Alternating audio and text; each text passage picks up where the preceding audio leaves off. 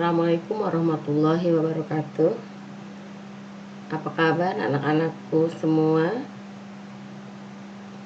Mudah-mudahan kalian sehat dan masih tetap semangat.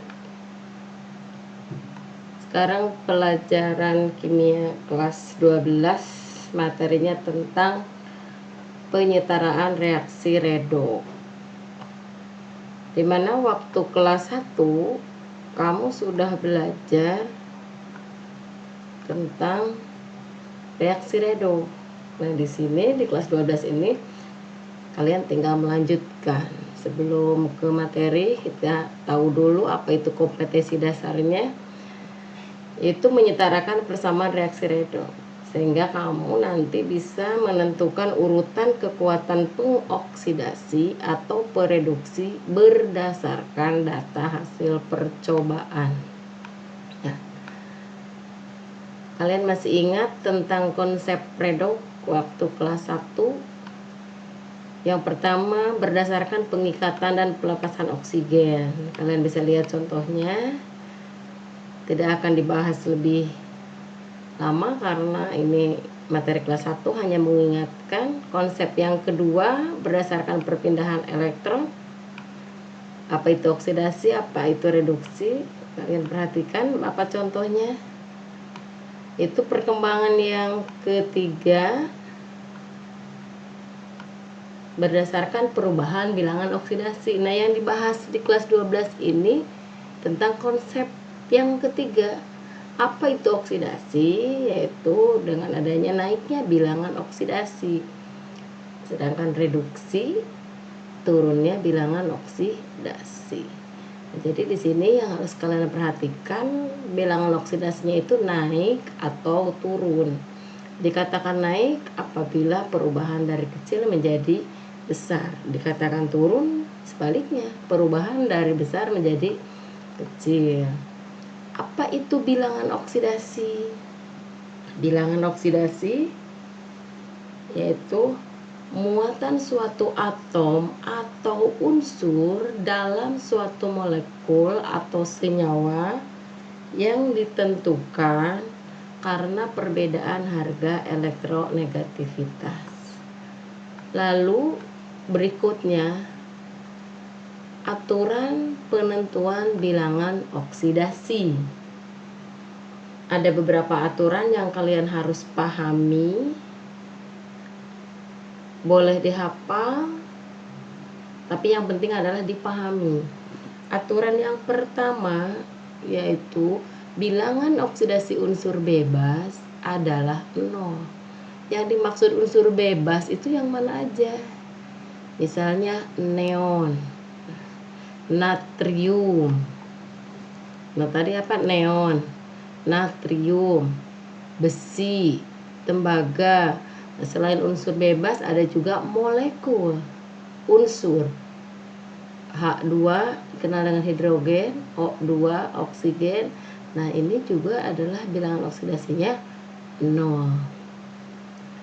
Aturan yang kedua, bilangan oksidasi monoatom sama dengan muatannya. Apa itu monoatom? Yaitu atomnya yang hanya satu buah. Mono itu satu. Nah, contohnya natrium positif 1 atau dikatakan ion natrium memiliki bilangan oksidasi positif 1 karena di sini muatannya positif 1. Sedangkan contoh magnesium, ion magnesium yang memiliki muatan positif 2. Berarti bilangan oksidasinya positif 2. Sulfur negatif 2 muatannya. Berarti bilangan oksidasi dari es, belerang atau sulfur yaitu negatif 2. Itu dimaksud dengan aturan yang kedua. Aturan berikutnya, jumlah bilangan oksidasi atom-atom pembentuk ion poliatom sama dengan muatan ion poliatom tersebut. Kalau tadi nomor 2 adalah monoatom, yang aturan berikutnya adalah poliatom. Kalau monoatom adalah atomnya hanya ada satu. Kalau poliatom, atomnya adalah lebih dari satu. Contoh, poliatom itu polianion karena ionnya negatif. SO42- atau dikenal dengan ion sulfat. Nah, secara keseluruhan ion sulfat SO42- memiliki bilangan oksidasi adalah negatif 2 karena di sini muatannya negatif 2. Aturan yang keempat, jumlah bilangan oksidasi untuk semua atom dalam senyawa adalah 0. Contoh, bilangan oksidasi atom Cu dan atom O dalam CuO atau tembaga oksida adalah 0. Oke, anak-anakku sekalian, masih ada berikutnya aturan penentuan bilangan oksidasi, yaitu yang kelima, bilangan oksidasi unsur-unsur logam golongan utama. Golongan utama itu golongan apa aja? 1A, 2A, 3A. Itu bilangan oksidasinya sesuai dengan nomor golongannya. Contoh, kalium. Kalium itu golongan 1A. Kalium dalam KCl, dalam KNO3, dalam K2SO4 itu adalah positif 1. Sedangkan kalsium itu golongan berapa? Golongan 2. Dalam senyawa kalsium sulfat dan bilangan oksidasi magnesium dalam magnesium sulfat adalah positif 2. Jadi gimana? Dia golongan berapa dia? Kalau kalium golongan 1 ya berarti biloknya positif 1. Kalau kalsium golongan 2 ya bilangan oksidasinya positif 2. Aturan berikutnya nomor 6, bilangan oksidasi unsur-unsur logam transisi itu lebih dari satu buah biloksnya. Misalnya Cu bisa positif 1, bisa positif 2, tergantung dia senyawanya apa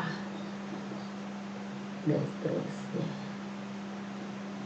Aturan yang ketujuh, bilangan oksidasi hidrogen dalam senyawanya positif 1.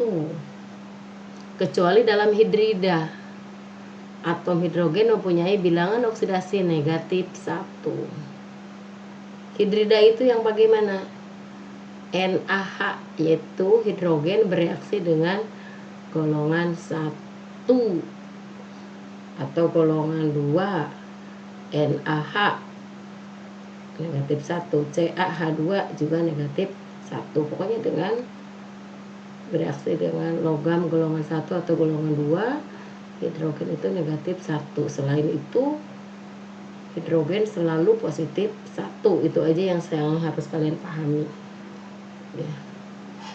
Aturan yang berikutnya, bilangan oksidasi oksigen dalam senyawanya adalah negatif 2 kecuali dalam peroksida, yaitu peroksida itu H2O2, BaO2. Nah, oksigen di sini tidak lagi negatif 2 tapi negatif 1.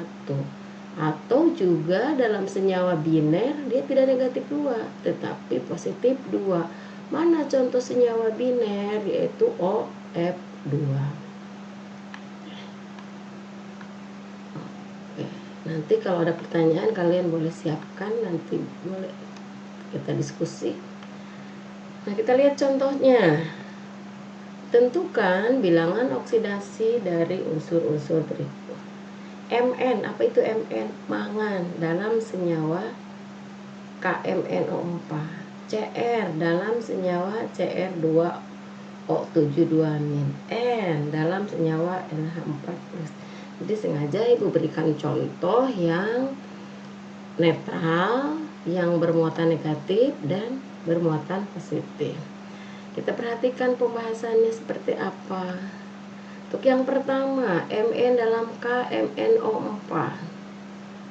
Ya. Bilangan oksidasi K ditambah bilangan oksidasi Mn ditambah 4 kali bilangan oksidasi O sama dengan 0. Karena di sini senyawanya tidak bermuatan. Itu aturan nomor berapa itu? Jumlah bilangan oksidasi untuk semua atom dalam senyawa adalah 0. Itu aturan nomor 4, bahwa KMnO4 ini memiliki bilangan oksidasi secara keseluruhan adalah 0.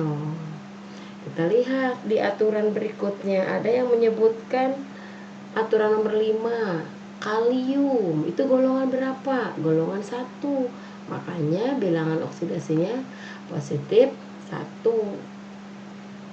Nah, yang dicari adalah Mn, karena di dalam aturan 1 sampai 8 Mn itu tidak tercantum, makanya itu ditentukan. Kemudian bilangan oksidasi oksigen, di sini kan ada O4, berarti 4 kali bilangan oksidasi oksigen. Di aturan nomor berapa tuh yang membahas tentang oksigen? Kalian buka lagi. Ya, nomor 8, aturan nomor 8.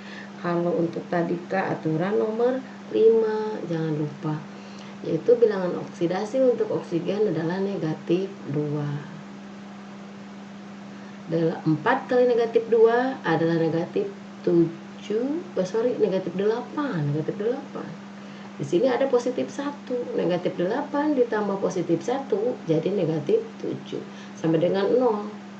Ya, kalau dalam istilah matematika secara singkat, ruas kiri pindah ke ruas kanan itu adalah positif. Jadi bilangan oksidasi Mn adalah positif 7. Nomor 2. Kalau tadi senyawa KMnO4 ini adalah netral sama dengan 0. Nah, kalau lain lagi, kalau ini Cr2O7 2- itu sama dengan negatif 2. Ini jumlah bilangan oksidasi senyawanya. Di dalam Cr2O7 itu ada atom apa aja? Ada atom Cr sebanyak 2 buah, ada atom oksigen sebanyak 7 buah. Jadi perhitungannya 2 kali bilangan oksidasi Cr, karena di Cr-nya ada 2, ditambah 7 kali bilangan oksidasi oksigen sama dengan negatif 2. Ini negatif 2 dari sini ya.